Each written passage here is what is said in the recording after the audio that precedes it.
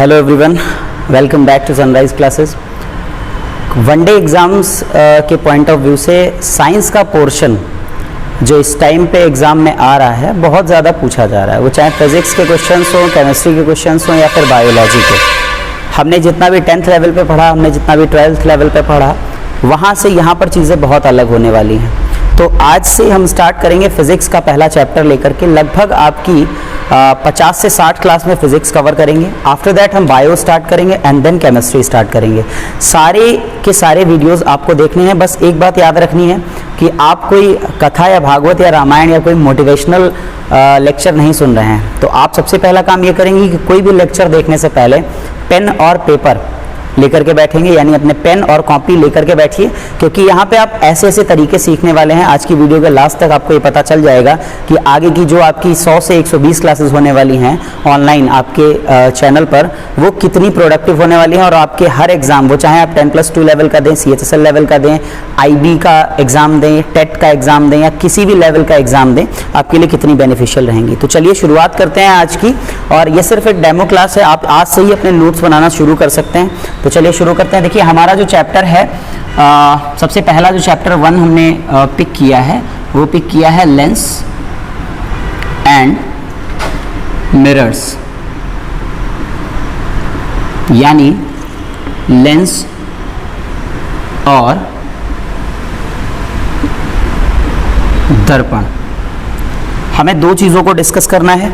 हम थ्योरी पे बिल्कुल भी काम नहीं करेंगे। हमारा मेन काम यह है कि एग्ज़ाम में क्वेश्चन कैसे आता है और उसे जल्दी से जल्दी कैसे सॉल्व करना है, वो चाहे बात न्यूमेरिकल की हो या फिर थ्योरेटिकल क्वेश्चन की। तो सबसे पहला जो आज का हमारा डिस्कशन रहेगा वो रहेगा दर्पण। देखिए दर्पण क्या है। दर्पण जानने से पहले ये बात आपने पढ़ी है 10th लेवल पे और 12th लेवल पर भी कि दर्पण दो तरीके का होता है, उत्तल दर्पण और अवतल दर्पण। अब बात आती है कि उत्तल दर्पण और अवतल दर्पण क्या होता है और कैसे बनता है। तो मैं सबसे पहले आपको बताता हूं कि स्फेरिकल मिरर क्या होता है।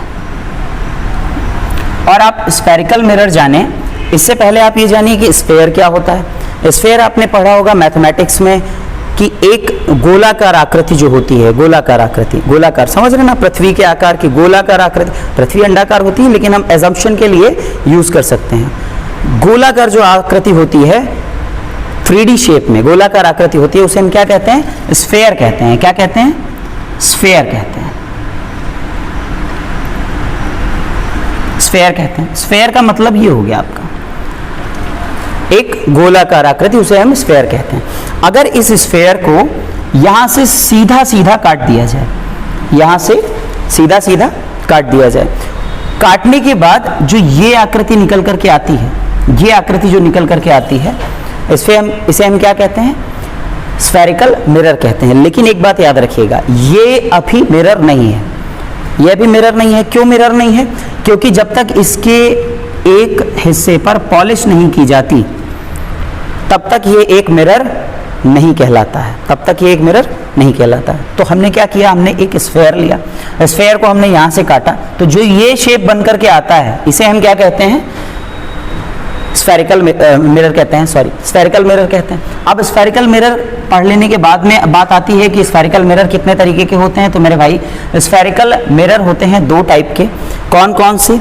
कॉनकेव मिरर और कॉन्वेक्स मिरर। आई होप आपको वॉइस क्लियर आ रही होगी, बिल्कुल चीज़ें अच्छे से क्लियर हो पा रही होंगी। ठीक है, बात हिंदी की भी करेंगे, बात इंग्लिश की भी करेंगे। Either you are CBSE board student और UP बोर्ड स्टूडेंट, आप चाहे UP बोर्ड के छात्र हों या CBSE बोर्ड के छात्र हों, आपको चीज़ें बेहतर समझ में आएंगी। स्फेरिकल मिरर यानी इसे क्या कहा जाता है? गोलाकार दर्पण। और मैं एक बार फिर से आपको याद दिलाऊं कि गोलाकार दर्पण कितने प्रकार का होता है मेरे भाई? दो। अभी हम बात सिर्फ मिरर्स की कर रहे हैं, सिर्फ बेसिक की कर रहे हैं। कॉन्सेप्ट की और सवालों की बात बाद में करेंगे। चलिए आते हैं वापस। गोलाकार दर्पण कितने प्रकार का होता है? दो प्रकार का होता है। सबसे पहला आपका होता है कॉनकेव मिरर और दूसरा होता है आपका कॉन्वेक्स मिरर। कॉनकेव मिरर का मतलब हो गया आपका अवतल दर्पण और कॉन्वेक्स मिरर का मतलब हो गया आपका उत्तल दर्पण। फिर यहाँ पर बात आती है कि कॉनकेव मिरर और कॉन्वेक्स मिरर में हम मिसमैच कर देते हैं कि अवतल किसे कहते हैं, उत्तल किसे कहते हैं। देखिए ध्यान देंगे, अगर कॉनकेव में ज़्यादा लेटर्स हैं और अवतल में भी ज़्यादा लेटर्स हैं अपेक्षाकृत कॉन्वेक्स और उत्तल के, तो कहने का मतलब कॉनकेव यानी ज़्यादा लेटर्स, इसे हम अवतल कहेंगे, क्योंकि आगे ऐसा हो सकता है कि मैं कहीं पर अवतल कह दूं, कहीं पर कॉनकेव कह दूं। तो आपको ये चीज़ ध्यान रखनी है, कॉनकेव मतलब ज़्यादा लेटर्स तो अवतल हो गया, कॉन्वेक्स मतलब कम लेटर्स तो उत्तल हो गया। तो मैंने आपको बताया कि गोलाकार दर्पण यानी स्फेरिकल मिरर कितने तरीके के होते हैं। अभी हम मिरर्स डिस्कस कर रहे हैं, लास्ट में हम लेंस डिस्कस करेंगे। इसकी 3-4 क्लासेस रहेंगी, पूरे चैप्टर की सबसे छोटा चैप्टर है, डेमो के लिए सफिशिएंट है, ताकि आप ये जज कर सकें कि क्या हमारे एग्जाम के पॉइंट ऑफ व्यू पढ़ाया जा रहा है या नहीं पढ़ाया जा रहा है। चलिए देखते हैं। तो मैंने आपको बता दिया कि गोलाकार दर्पण जो होता है वो 2 तरीके का होता है, अवतल दर्पण और उत्तल दर्पण। अब बताते हैं आपको कि अवतल दर्पण क्या है। देखिए सबसे पहले हम अवतल दर्पण डिस्कस करेंगे, फिर हम उत्तल दर्पण डिस्कस करेंगे। तो सबसे पहले हम यहाँ पे हेडिंग डालेंगे कॉनकेव मिरर, कॉनकेव मिरर, या हम डालेंगे अवतल। देखिए नोट्स जरूर बनाते रहिएगा, नोट्स बनाने से क्या होता है, पढ़ने से हमें चीज़ें समझ में आती हैं, और नोट्स बनाने से समझने के साथ साथ हम बाद में अगर हमें आवश्यकता लगती है तो हम उनका रिवीजन भी कर सकते हैं। ये एक बेनिफिट आपको नोट्स बनाने से कभी कभी मिल जाता है। तो जो चर्चा है हमारी वो है अवतल दर्पण की, और अवतल दर्पण में हमें कोई ये नहीं पढ़ना है कि अवतल दर्पण क्या होता है, कैसे होता है। हम सीधे सवालों पे जाएंगे कि क्वेश्चंस एग्जाम में किस तरीके से पूछे जाते हैं। मैंने अभी आपको बताया था कि किसी भी दर्पण की बात करें, वो चाहे उत्तल दर्पण हो या फिर अवतल दर्पण हो, तो एक स्फेयर में एक स्ट्रेट लाइन ले लीजिए, स्ट्रेट लाइन ले ली हमने, और स्ट्रेट लाइन पे ये आपका लेंस हो गया। लेंस में एक बात याद रखिएगा, देखिए जो घर में शीशा होता है, आपका घर में जो शीशा होता है 2 तरीके का होता है। एक जिसको आप सामने रखते हैं और आपको अपना चेहरा दिखाई देता है, ठीक, वो क्या हो गया, वो दर्पण हो गया, दर्पण मिरर हो गया, क्योंकि आपको उससे अपना चेहरा दिखाई दे रहा है, ठीक है ना। एक हो गया ग्लास, ग्लास वो है जिसके आर पार दिखाई देता है, जिसके आर पार दिखाई देता है। तो कहने का मतलब होता है, एक होता है पारदर्शी जिसके आर पार देखा जा सकता है, क्या वो दर्पण है? जी नहीं, वो दर्पण नहीं है, वो एक शीशा है। एक अपारदर्शी होता है। अपारदर्शी क्यों होता है? उस पर सिल्वर पेंट कर दी जाती है और बैक साइड से पेंट कर दी जाती है। आप कभी घर में जो शीशा होता है आपका, उसे तोड़िए और जो उसका एक टुकड़ा, लेकिन ये काम तब करिए जब घर पे आपके मम्मी पापा ना हो, वरना आप समझते हैं, समझदार हैं, क्या हो सकता है। चलिए बात करते हैं। तो आपको क्या करना है, वो शीशा लेना है और उस शीशे को पलट के देखना है। जब आप उस शीशे को पलट करके देखते हैं तो आपको दिखेगा कि उस पर पॉलिश होती है। और आपको पता है कि जो दर्पण होता है वो चाहे अवतल दर्पण हो चाहे उत्तल दर्पण हो, परावर्तन के नियम पर कार्य करते हैं। किसके नियम पर कार्य करते हैं? परावर्तन के, ठीक है ना, रिफ्लेक्शन के। अभी लॉज ऑफ रिफ्लेक्शन हम पढ़ेंगे आगे, तो मैं आपको सारी चीजें समझाऊंगा अच्छे से। तो जो आपका दर्पण है वो किसके नियम पे काम करता है? परावर्तन के। और आप परावर्तन से एक चीज जान लीजिए कि सिल्वर जो होता है, सिल्वर, चांदी, ये अच्छा परावर्तक होता है, अच्छा रिफ्लेक्टर होता है। इसलिए किसी भी स्फेरिकल शेप पे बैक साइड से पिछले हिस्से में जो पॉलिशिंग की जाती है, वो पॉलिशिंग ज्यादातर किससे की जाती है? सिल्वर से की जाती है। जो पॉलिशिंग करेंगे वो हम पॉलिशिंग ज्यादातर किससे करेंगे? सिल्वर से पॉलिश करते हैं, ठीक। आप जानते हैं कि जिसके आर पार देखा जा सकता है उसे हम क्या कहते हैं? ट्रांसपेरेंट कहते हैं। जिसके आर पार देखा जा सकता है उसे हम क्या कहते हैं? ट्रांसपेरेंट कहते हैं, पारदर्शी, है ना। ट्रांसपेरेंट यानी पारदर्शी कहते हैं। और जिसके आर पार नहीं देखा जा सकता है उसे हम कहते हैं ओपेक, यानी अपारदर्शी कहते हैं। क्या कहते हैं? अपारदर्शी कहते हैं। अब बात करते हैं, देखिए मैंने आपको बता दिया कि अवतल दर्पण क्या होता है। अवतल दर्पण वह दर्पण होता है जिसके बाहरी हिस्से पर क्या करी जाती है? पॉलिश कर दी जाती है। अवतल दर्पण क्या होता है? जिसके बाहरी हिस्से पे पॉलिश कर दी जाती है। और एक बात और हमें यहाँ पे समझ लेनी है कि जब अवतल दर्पण का आपका सवाल बनेगा, इसको पॉज करो जरा, रुक पॉज। पता है कैसे किया जाता है? यहाँ से, ये देख रहे हो, तुमने नीचे से किया कि ऊपर से किया? 36 के ऊपर चल रहा है, देखो, है ना। चलिए, कभी कभी थोड़ा सा इश्यूज बीच में हो जाते हैं। चलिए शुरू करते हैं, देखते हैं। मैंने आपको अभी तक पढ़ाया है कि आपका जो गोलाकार दर्पण होता है, जो स्फेयर होता है, ठीक है, उसे काट करके एक कर्वेचर बनाया जाता है। जो कर्वेचर आपको यहाँ पे दिखाई दे रहा है, ठीक, तो उसे हम क्या कहते हैं, कॉनकेव मिरर। और कॉनकेव मिरर हम डिस्कस करने चल रहे थे। मैंने आपको बताया कि जिसके आर पार देखा जा सके उसे हम पारदर्शी कहते हैं, और जिसके आर पार ना देखा जा सके उसे हम क्या कहते हैं, अपारदर्शी कहते हैं। जाहिर सी बात है कि जिसके आर पार देखा जा सकेगा वो ट्रांसपेरेंट कहलाएगा और उससे परावर्तन नहीं हो सकता, और जिसके आर पार नहीं देखा जा सकता और उस पर अगर पॉलिश है तो वो रिफ्लेक्शन के नियम पर काम करेगा, यानी परावर्तन के नियम पर काम करेगा, और जो रेज हैं उनको परावर्तित करने का काम करेगा। चलिए देखते हैं। सबसे पहले चर्चा हमारी चल रही थी कि कॉनकेव मिरर क्या है। देखिए कॉनकेव मिरर मैंने अभी आपको बताया। देखिए सबसे पहले एक सीधी रेखा हमने ले ली, और सीधी रेखा ये जहाँ पर मिल रही है जाके, इस पॉइंट को हम कहते हैं P। P का मतलब क्या होता है? P का मतलब होता है मेरे भाई पोल, ठीक। P का मतलब होता है पोल, यानी जिसे हम क्या कहते हैं, ध्रुव, ध्रुव कहते हैं, ठीक, पोल। अब होता क्या है, होता यह है कि कोई वस्तु यानी इमेज, सॉरी कोई वस्तु यहाँ पे, ऑब्जेक्ट, वस्तु क्या कहेंगे, ऑब्जेक्ट को कहेंगे। कोई वस्तु अगर यहाँ पे रखी है तो जब शीशे के सामने, भाई आप शीशे के सामने खड़े होते हैं तो आपकी कुछ इमेज बनती है। अगर वो शीशा आपसे दूर चला जाए तो इमेज में थोड़ा फर्क आएगा। अगर वो शीशा नीचे रख दिया जाए तो इमेज में फर्क आएगा। शीशा उल्टा करके रख दिया जाए और आपकी इमेज सामने से रिफ्लेक्ट होकर उस पर आए तो कुछ और आएगा। तो वही चीजें हमें यहाँ पर क्या करनी है, समझनी है। तो ये आपका क्या हो गया, P हो गया। अब मान लीजिए एक ऑब्जेक्ट यहाँ पे रखा गया है, इसे हम क्या कहेंगे, ऑब्जेक्ट कहेंगे या फिर क्या कहेंगे, वस्तु कहेंगे। इस ऑब्जेक्ट से जो रेज निकलती हैं, जो किरणें निकलती हैं, वो सीधा सीधा इस कर्वेचर पे जा करके टकराती हैं। और आप देख रहे होंगे कि ये कर्वेचर क्या है, बेंड है। क्या कहेंगे, ये कर्वेचर क्या है, बेंड है, झुका हुआ है। और जाहिर सी बात है जब ये इस पे टकराएंगी तो ऐसे होकर के निकलेंगी। फिर से एक बार, इससे टकराएंगी तो ऐसे होकर के निकलेंगी। अब समझते हैं हम जरा कि पोल ये हो गया आपका, इस पॉइंट को क्या कहते हैं, पोल कहते हैं। और आपको मैंने अभी बताया था कि ये किसका पार्ट है, एक स्फेयर का पार्ट है। और मेरे भाई जो स्फेयर का सेंटर रहा होगा उसे हम क्या कहेंगे, सेंटर ऑफ कर्वेचर कहेंगे, सेंटर ऑफ स्फेयर कहेंगे। और चूंकि आपने इसको एक कर्वेचर की फॉर्म में रिफॉर्म किया तो अब ये सेंटर ऑफ कर्वेचर हो गया। तो कहने का मतलब यहां से एक प्रॉपर डिस्टेंस पे C होता है, C को हम क्या कहते हैं, सेंटर ऑफ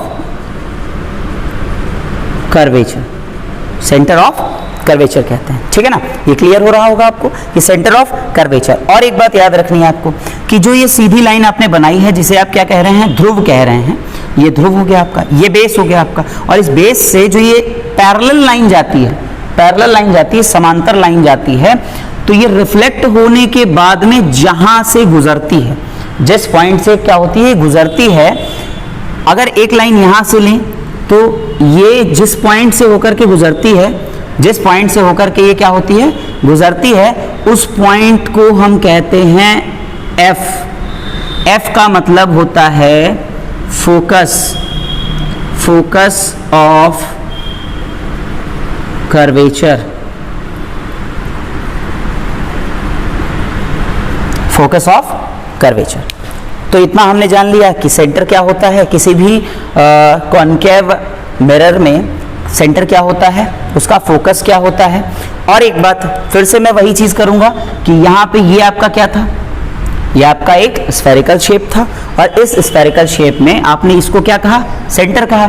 तो ये क्या है फिर, ये इसकी क्या है, रेडियस, क्या है, रेडियस। तो कहने का मतलब जो यहां से ये वाली डिस्टेंस है, इसे हम क्या कहते हैं, R कहते हैं। क्या कहते हैं मेरे भाई, R कहते हैं। कभी कभी एक सवाल आपसे पूछता है कि what is the distance from F to P is called. कहने का मतलब यह है कि जो F से P की दूरी है उसे हम क्या कहते हैं, जो F से P की दूरी है मेरे भाई उसे क्या कहते हैं। तो एक बात याद रखिएगा कि जो फोकस से और पोल तक की दूरी होती है, फोकस से जो पोल तक की दूरी होती है, फोकस से पोल तक की दूरी को हम कहते हैं स्मॉल f, यानी फोकल लेंथ। और कोई रटने वाली बात नहीं है। आप एक बात बताइए मुझे, अगर ये वाली दूरी इस वाली दूरी के बराबर है, जो डिस्टेंस ये है वो इस डिस्टेंस के बराबर है, तो कहने का मतलब अगर ये f है तो ये भी f होगा, अगर ये f है तो ये भी f होगा, और ये पूरा क्या है r है, तो r इक्वल टू 2f हो जाएगा। तो यही हम लिख सकते हैं कि radius is equal to r, यानी r इक्वल टू क्या हो जाएगा 2f हो जाएगा। और अगर r 2f है तो कहने का मतलब ये हो गया कि जो f है स्मॉल f है वो क्या होगा, small f is equal to r upon 2। यानी फोकल लेंथ अगर आपसे कभी भी पूछा जाता है, सवाल में फोकल लेंथ पूछ दिया गया, तो आप क्या कहेंगे, रेडियस अपॉन 2 कहेंगे। फिर बात आती है कि अगर यहाँ C है, ये C है, सेंटर ऑफ कर्वेचर है, तो सेंटर ऑफ कर्वेचर के बाद ये जो पोजीशन होती है इसको हम बोलते हैं बेटा, क्या बोलते हैं, इन्फिनाइट बोलते हैं।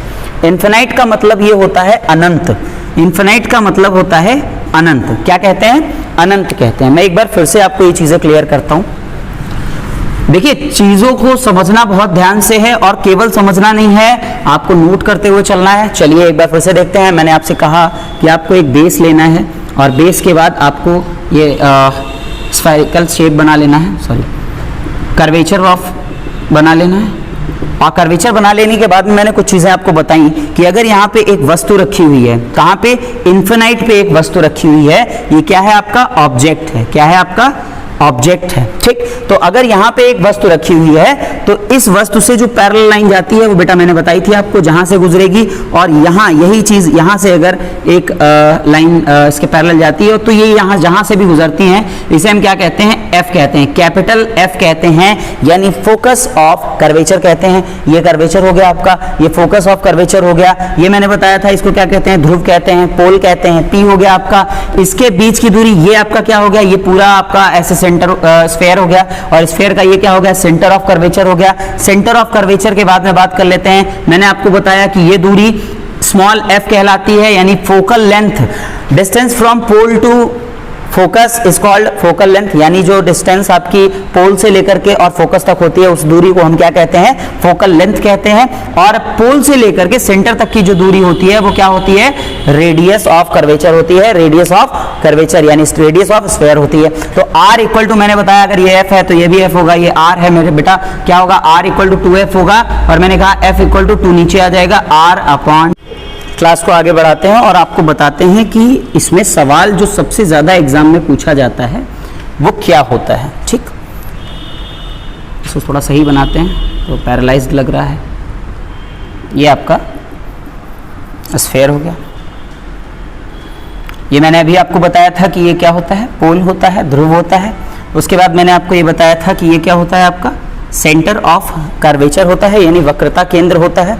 उसके बाद ये क्या होता है आपका F, फोकस ऑफ कर्वेचर होता है। फोकस ऑफ कर्वेचर के बाद में मैंने बताया था कि स्मॉल f यहाँ से यहाँ तक की दूरी को कहते हैं, और रेडियस ऑफ कर्वेचर, ठीक। ये वक्रता केंद्र हो गया आपका, और ये आपका पोल ऑफ कर्वेचर हो गया। देखिए सवाल जो आएगा आपका वो ऐसे आएगा, ये आप जानते हैं ये क्या है, इन्फिनिटी है।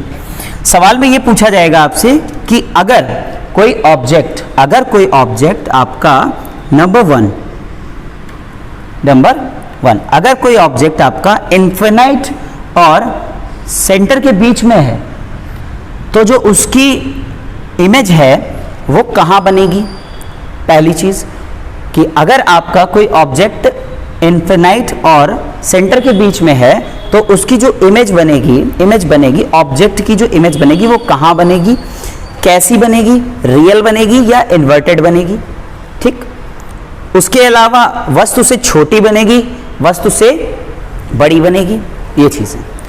तो हमें इन चीज़ों के बारे में पढ़ना है। देखिए जो आपने 10th लेवल तक पढ़ा है या 12th लेवल तक पढ़ा है वो बहुत अलग चीज़ें थी, और यहाँ पे हमें एग्जाम में सेकंड्स में आंसर देना है। और मैं एक एग्जांपल आपको देता हूँ। मान लीजिए आपसे पूछा जाए कि एक वस्तु फोकस और सेंटर ऑफ कर्वेचर के बीच में है, यानी एक वस्तु आपकी फोकस और सेंटर के बीच में है, तो बताइए जो उसका प्रतिबिंब बनेगा, जो उसकी इमेज बनेगी वो कहाँ बनेगी। मैं सिंपल सा आपको आंसर देता हूँ कि अगर कोई वस्तु फोकस और सेंटर के बीच में है तो उसका जो आंसर आपका आएगा वो C रहेगा और F का इन्फिनाइट हो जाएगा। ये सही जवाब है। कहने का मतलब यह है कि अगर कोई वस्तु आपकी फोकस और सेंटर के बीच में है तो उसकी जो प्रतिबिंब बनेगा उसका वो इन्फिनाइट और सेंटर ऑफ कर्वेचर के बीच बनेगा। अब आप कहेंगे सर आपने अचानक से ऐसा कैसे कह दिया, थोड़ी देर पेशेंस रखिए, आपको सब समझ में आएगा कि ये मैंने एफ और सी को डायरेक्ट इन्फिनाइट और ये कैसे लिख दिया।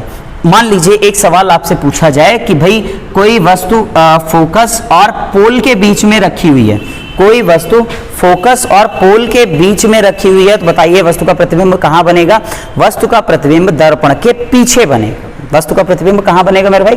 दर्पण के पीछे बनेगा। अब ये कैसे आया ये मैं आपको बताऊंगा, थोड़ी देर बस धैर्य रखिए। कोई वस्तु पहले कहाँ होगी? इन्फिनाइट पे। फिर दूसरी कंडीशन होती है कि कोई वस्तु इन्फिनाइट और सेंटर के बीच में हो। तीसरी स्थिति ये होती है कि कोई वस्तु सेंटर ऑफ कर्वेचर पे हो। चौथी कंडीशन सेंटर और फोकस के बीच में हो। पांचवी कंडीशन होती है कोई वस्तु फोकस पे रखी हो। छठी कंडीशन होती है आपकी कि कोई वस्तु फोकस और पोल के बीच में हो। कोई वस्तु कहाँ हो? फोकस और पोल के बीच में हो। तो मैंने जो सर्किल किए हैं 1 2 3 4 5 6 को, इस सर्किल को हम कहते हैं इमेज पोजीशन। क्या कहते हैं? Image position. इमेज पोजीशन का मतलब ये हो गया कि जो वस्तु की स्थिति है वो कहाँ है? इन्फिनाइट पे है। वस्तु की स्थिति इन्फिनाइट और सेंटर के बीच में है, सेंटर पे है, सेंटर और फोकस के बीच में है, फोकस पे है, फोकस और पोल के बीच में है। ऑलराइट, तो अब आगे की बात करते हैं। अब बात ये आती है सर कि इनकी जो इमेजेस बनेंगी, इनका जो प्रतिबिंब बनेगा वो प्रतिबिंब कहाँ बनेगा? तो बच्चे बहुत ज़्यादा कंफ्यूज रहते हैं, जो आपको 10th 12th लेवल पे पढ़ाया गया होगा कि भाई एक वस्तु यहाँ है और यहाँ से इन्वर्ट होने के बाद में ये फोकस से होकर के गुजर गई, और आप जानते हैं कि एक रे आपकी सेंटर से जाती है और जो सेंटर से होकर के जाएगी वो सेंटर पे वापस लौटती है। तो इतना कर लेने के बाद में आपका यहाँ से ये लाइन गई और ये वाली लाइन यहाँ से फोकस से होकर गुजरती है, तो जो ये नंबर 1 वाली कंडीशन है उसकी इमेज आपकी नंबर 4 पे बनती है आकर। तो क्या हम इसको प्रैक्टिकली नहीं कर सकते? कैसे करना है आपका इसको प्रैक्टिकली, वो चीज़ अब हमें समझनी है। एक बार फिर से देख लीजिए, मैंने जो आपको पढ़ाया उसमें ये बताया है कि सबसे पहली स्थिति होती है कि इन्फिनाइट पे हो, दूसरी स्थिति होती है आपकी इन्फिनाइट और सेंटर के बीच में हो, तीसरी सेंटर पे हो, चौथी होती है आपकी सेंटर और फोकस के बीच में हो, पांचवी होती है आपकी फोकस पे हो, और छठी होती है फोकस और पोल के बीच में हो। तो जो बेटा इनकी इमेजेस बनती हैं, जो इनकी इमेजेस बनती हैं, कहने का मतलब इनके जो प्रतिबिंब बनते हैं वो कैसे बनते हैं, ध्यान दीजिएगा। यदि वस्तु आपकी एक है तो बहुत ध्यान से समझना, मैं जो बना रहा हूं वो ध्यान से देखिएगा। ये 1, ये 2, ये 3, ये 4 और ये 5। अब आप कहेंगे कि सर 6 कहां बनेगा?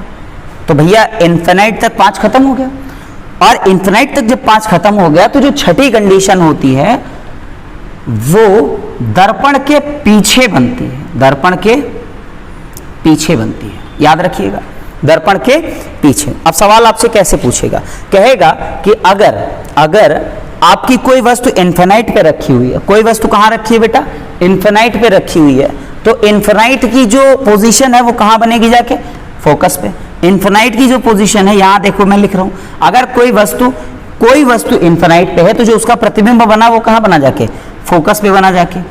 दूसरी चीज कि अगर इन्फिनाइट और सेंटर के बीच में है, इन्फिनाइट और सेंटर के बीच में है, इन्फिनाइट यानी 2 है तो 2 यहाँ पे बनेगा जाके, 3 है तो वहीं पे बनेगा। कहने का मतलब सेंटर पे है अगर कोई वस्तु तो उसका सेंटर पे ही बनता है। अगर कोई वस्तु सेंटर पे है तो उसका कहाँ बनेगा?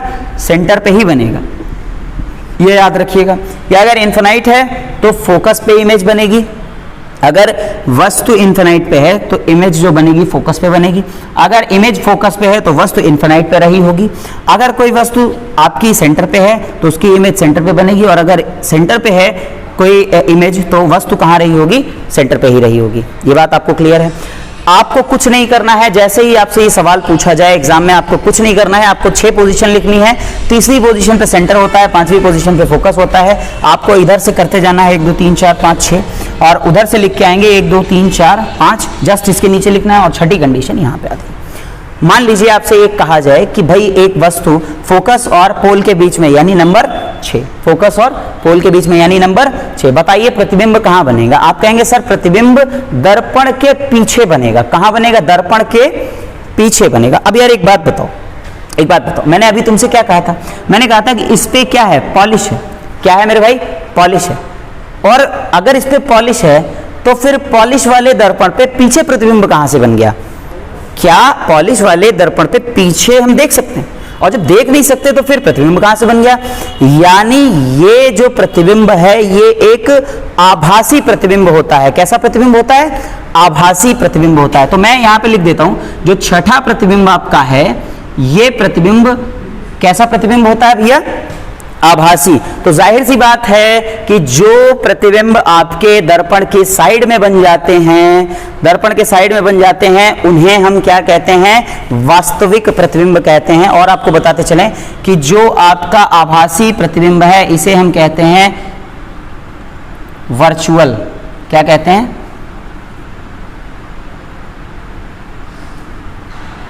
Virtual image. क्या कहते हैं? वर्चुअल इमेज, यानी आभासी प्रतिबिंब। और जितनी 1 2 3 4 5 ये इमेजेस जो आपके दर्पण के साइड में बन रही हैं, इन सब को हम कहते हैं वास्तविक प्रतिबिंब।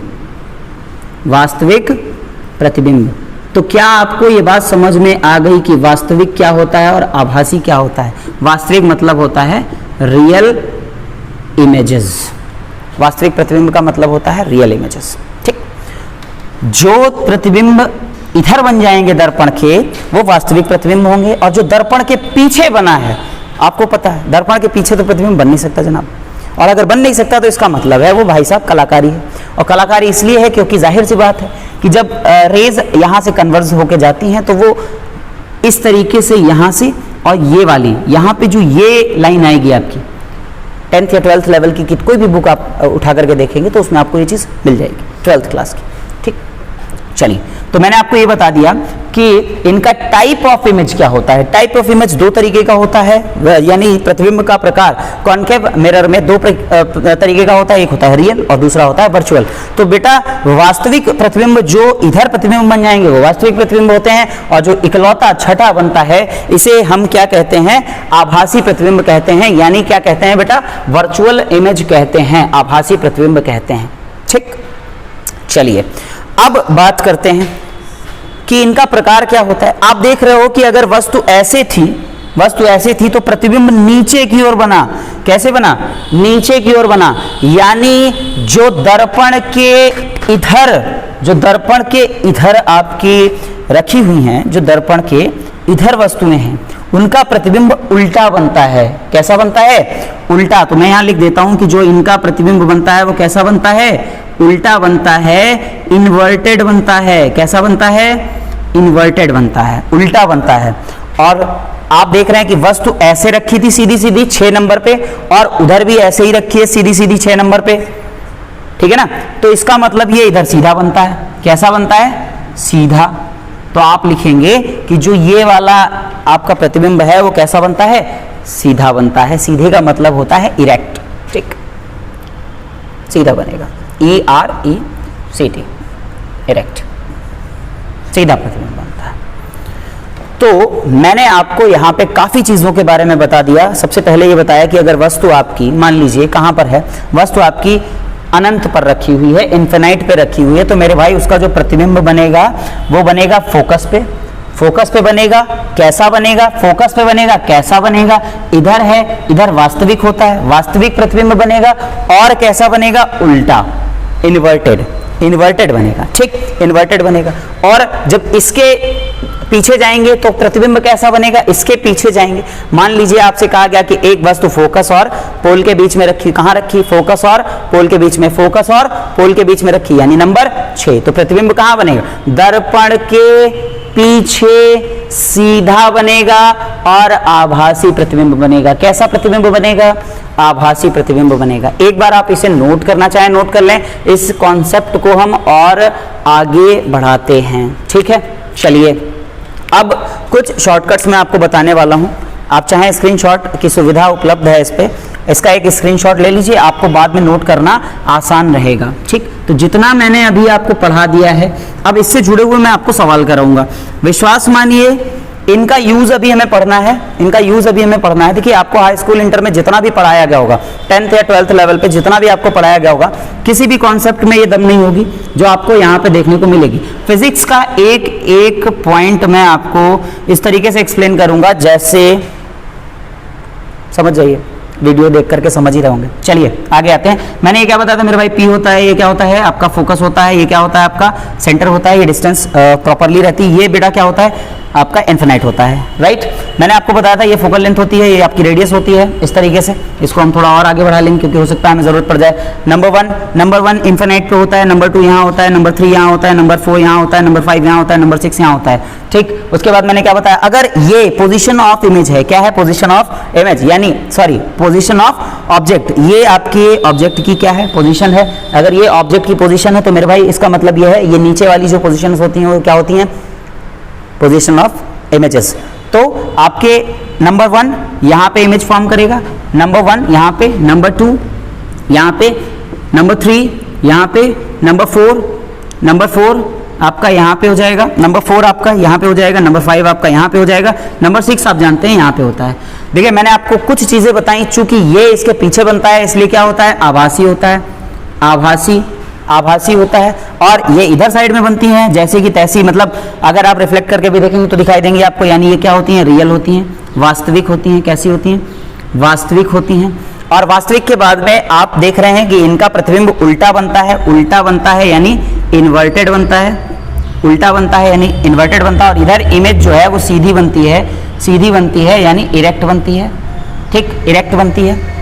अब आप आगे की बात करिए, अब साइज की बात कर लेते हैं। जो इमेज का साइज है वो कैसे होगा बेटा, एक बात याद रखना कि अगर वस्तु सेंटर पे है तो उसका जो साइज है, यहाँ पे मान लीजिए 10 सेंटीमीटर की रखी हुई है तो यहाँ भी 10 ही आएगी। कहने का मतलब ये जब बराबर बनता है, क्या बनता है, बराबर। यहाँ पे सेंटर पे जो साइज होगा वो क्या होगा, सेम होगा।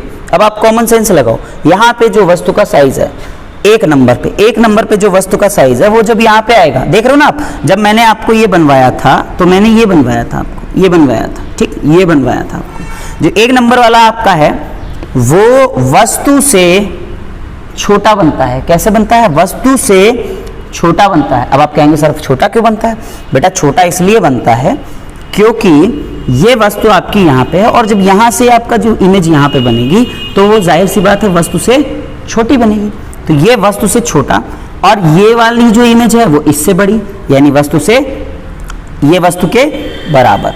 अब इधर वाली जो इमेजेस हैं ये 4 नंबर वाला जो है, यानी इधर आपका C और F के बीच में जब होगा तो ये जो प्रतिबिंब बनेगा वो वस्तु से बड़ा बनेगा और ये सबसे बड़ा आपका ये बनता है। फिर आप कहेंगे नहीं सर 6 वाला तो और ज़्यादा बड़ा होगा, 6 वाला तो और ज़्यादा बड़ा होगा। तो बेटा एक बात याद रखना बस कि 6 वाला बड़ा तो होगा लेकिन 6 वाला सबसे बड़ा कभी भी नहीं होता। 6 वाला जो है आपका सबसे बड़ा कभी भी नहीं होता। ये ग्रेटर तो होता है लेकिन ग्रेटेस्ट नहीं होता। ग्रेटेस्ट हमेशा 5 रहेगा। 5 का मतलब सबसे बड़ी जो पोजीशन होती है कि जब आपकी वस्तु कहाँ हो, आपके 4 और 6 यानी फोकस पे हो, तो फोकस वाला जो इमेज बनता है जब फोकस पे होगी तो फोकस वाला जो इमेज होता है वो आपका सबसे बड़ा बनता है। ये बात आपको याद रखनी। यानी हमने एक और डिस्कशन कर लिया कि जो आपके इमेजेस बनती हैं वो वस्तु के आकार की बनेंगी या वस्तु से छोटी बनेंगी या फिर वस्तु से बड़ी बनेगी। ठीक, एक बात फिर से एक बार मैं रिवाइज करवा देता हूं। इसमें पूछ सकते हैं आपसे कि अगर 1 नंबर पे आपकी वस्तु रखी हुई है तो बताइए वस्तु से बड़ा प्रतिबिंब बनेगा? जी नहीं।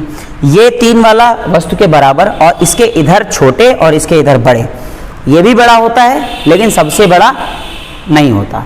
ठीक, मैं आपको कुछ सवाल कराता हूँ। देखिए यहाँ पे हमारे पास थोड़ा सा स्पेस है और इस स्पेस पे मैं आपको कुछ सवाल कराता हूँ। मैंने अभी आपको क्या बताया बेटा, जब वस्तु फोकस पे होती है, मैंने क्या कहा, फोकस मतलब 5, फोकस मतलब 5। जब वस्तु फोकस पे होती है, फोकस मतलब 5, तो आपका जो प्रतिबिंब है वो इन्फिनाइट पे बनता है। आके प्रतिबिंब कहाँ बनता है? इन्फिनाइट पे। तो कहने का मतलब जब फोकस पे होगी तो इन्फिनाइट पे बनेगा और जब वस्तु इन्फिनाइट पे होती है तो प्रतिबिंब कहाँ बनता है? जाके फोकस पे बनता है। जाके कहाँ बनता है? जाके फोकस पे बनता है जाके। अब बात करते हैं आगे कि जब वस्तु सेंटर पे होगी, 3 पे होगी, तो 3 का तो 3 ही होता है, यानी सेंटर पे होगी तो सेंटर पे बनेगा, सेंटर पे होगी तो कहाँ बनेगा? सेंटर पे होगी तो कहाँ बनेगा? सेंटर पे। यानी अगर ये ऑब्जेक्ट पोजीशन है, ये इमेज पोजीशन है। ठीक, सीधे सीधे डायरेक्ट सवाल लगाने का तरीका, सीधे सीधे डायरेक्ट सवाल लगाने का तरीका। मान लीजिए आपसे कहा जाए कहीं पे कि एक वस्तु कहाँ रखी है, फोकस और सेंटर के बीच में रखी है। एक वस्तु कहाँ रखी है, फोकस और सेंटर के बीच में रखी है। तो मैंने क्या कहा बेटा, फोकस का रिप्लेसमेंट इन्फिनाइट से और सेंटर का रिप्लेसमेंट सेंटर से, ठीक। तो कहने का मतलब जो वस्तु का प्रतिबिंब बनेगा वो प्रतिबिंब कहाँ बनेगा, इन्फिनाइट और सेंटर के बीच में। और तुम्हें याद है, आपको याद है कि इन्फिनाइट और सेंटर, इन्फिनाइट मतलब अनंत, और सेंटर के बीच में जो भी वस्तु आएगी वो सिर्फ एक आएगी, और इन्फिनाइट और सेंटर के बीच में जो वस्तु आएगी वो सिर्फ आपकी आएगी एक। ये जो प्रतिबिंब है वो आपका इन्वर्टेड होगा, उल्टा बनेगा, बड़ा बनेगा, वस्तु से बड़ा बनेगा, वस्तु से आकार में कैसा बनेगा, बड़ा बनेगा, वस्तु से आकार में बड़ा बनेगा, और वास्तविक प्रतिबिंब बनेगा। कैसा प्रतिबिंब बनेगा, वास्तविक प्रतिबिंब बनेगा। चलिए, ये पोजीशंस आपको समझ में आ गई होंगी। अब मैं आपको लेके चलता हूं कि आपसे परीक्षा में सवाल कैसे पूछा जाएगा। तो मेरे साथ पहला सवाल लिखिएगा। पहला सवाल आपको नोट करना है, जल्दी से लिखिए। क्वेश्चन यह है आपका कि यदि अवतल दर्पण के द्वारा, सवाल लिखिए, यदि अवतल दर्पण के द्वारा बने किसी प्रतिबिंब की स्थिति फोकस और सेंटर के बीच में है तो वस्तु की स्थिति क्या होगी। अवतल दर्पण के द्वारा, फिर से देखेंगे, अवतल दर्पण के द्वारा बने किसी प्रतिबिंब की स्थिति अगर फोकस और सेंटर के बीच में है, फोकस और सेंटर के बीच में है तो वस्तु की स्थिति क्या होगी। वस्तु की स्थिति होगी, फोकस को रिप्लेस कर दीजिए इन्फिनाइट से और सेंटर को रिप्लेस कर दीजिए आप किससे, आप जानते हैं सेंटर का सेंटर रहता है, तो फोकस को रिप्लेस किया इन्फिनाइट से, सेंटर को रिप्लेस किया सेंटर से। तो कहने का मतलब यह है कि अगर आपकी इमेज फोकस और सेंटर के बीच में है, ठीक, सॉरी, ऑब्जेक्ट आपका फोकस और सेंटर के बीच में है, तो जो आपकी इमेज फॉर्म होगी वो कहाँ होगी, इन्फिनाइट और सेंटर के बीच में फॉर्म होगी। क्लियर। अब कैसी बनेगी, आप जानते हैं कि ये आपकी लाइन होती है, ये आपका P होता है, ये आपका क्या होता है, F होता है, ये आपका C होता है, ये आपका इन्फिनाइट होता है, ठीक।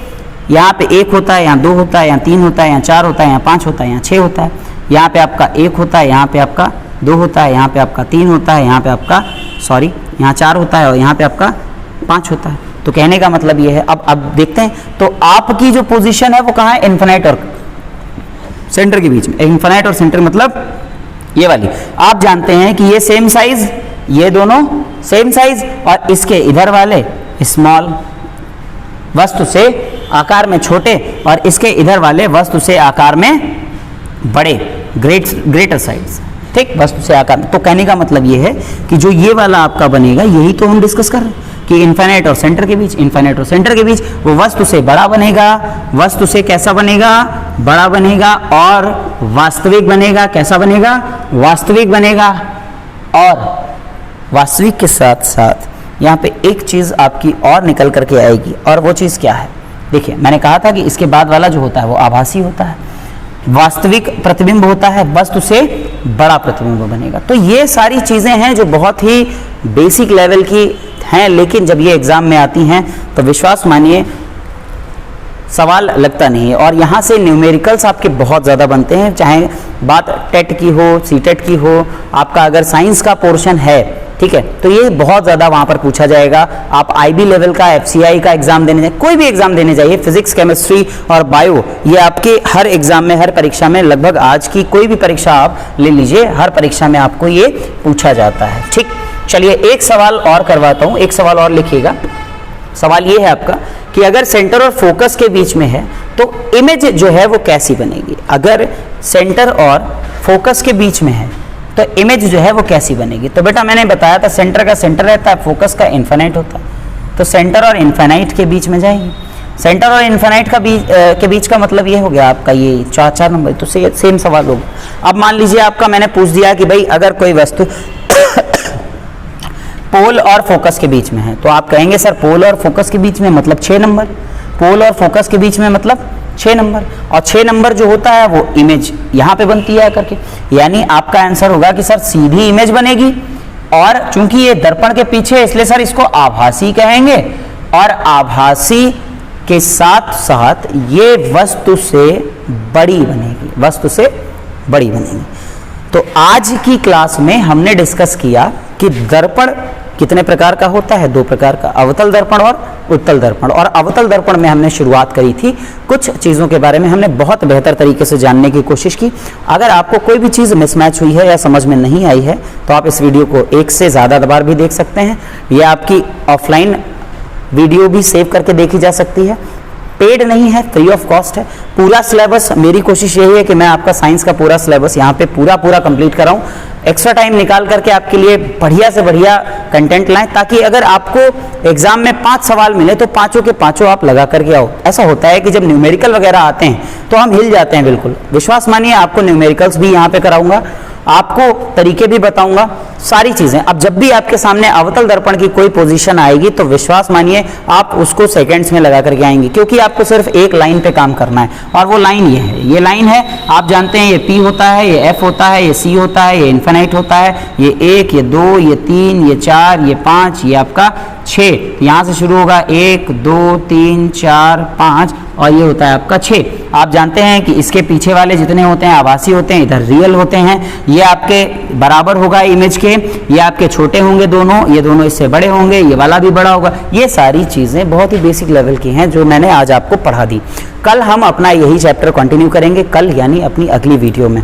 ठीक है, कोशिश यही है इस वीडियो को आपको ज़्यादा से ज़्यादा लोगों तक पहुँचाना है। सिर्फ इसलिए नहीं पहुँचाना है कि इस वीडियो को ज़्यादा व्यूज़ मिले, बल्कि इसलिए भी पहुंचाना है कि अगर इसमें कंटेंट अच्छा रहा है, आपको चीज़ें बेहतर समझ में आई हैं, तो और लोगों को भी फ़ायदा होना चाहिए। मेरा पूरा प्रयास यही है कि अगर आप में से किसी भी बच्चे का सिलेक्शन, यह तो मैं कह रहा हूँ कि सारे के सारे बच्चों का सिलेक्शन हो जाता है, तो इससे ज़्यादा खुशी की बात मेरे लिए और कोई नहीं होगी। क्योंकि ऑफलाइन बैच में भी बहुत जल्दी स्टार्ट करेंगे। आपका फिजिक्स का पूरा पोर्शन लगभग 10 से 15 क्लास जब यहाँ पे अपलोड हो जाएंगी तो आपका ऑफलाइन भी मैं स्टार्ट कर दूंगा। फिजिक्स सबसे पहले पढ़ाएंगे आपको, फिर आपका केमिस्ट्री सेक्शन लेके चलेंगे, फिर बायो सेक्शन लेके चलेंगे। चलिए आज के लिए इतना ही, बाकी की बातें कल करेंगे अगली वीडियो में। नमस्कार।